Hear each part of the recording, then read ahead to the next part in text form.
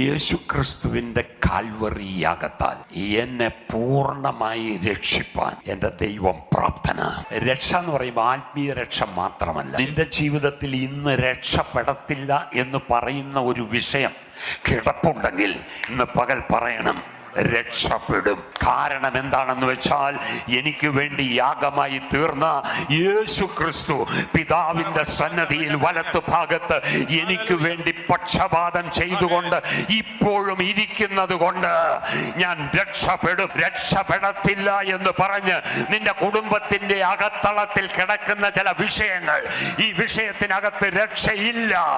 ഒരുപക്ഷെ നിന്റെ തലമുറയുടെ വിഷയമാകാം, ഒരുപക്ഷെ നിന്റെ ജോലിയുടെ വിഷയമാകാം, ഒരുപക്ഷെ നിന്റെ പ്രൊമോഷന്റെ വിഷയമാകാം, ഒരുപക്ഷെ നിന്റെ ഭവനത്തിന്റെ വിഷയമാകാം, നിന്റെ ബിസിനസിന്റെ വിഷയമാകാം, നിന്റെ ആരോഗ്യത്തിന്റെ വിഷയമാകാം.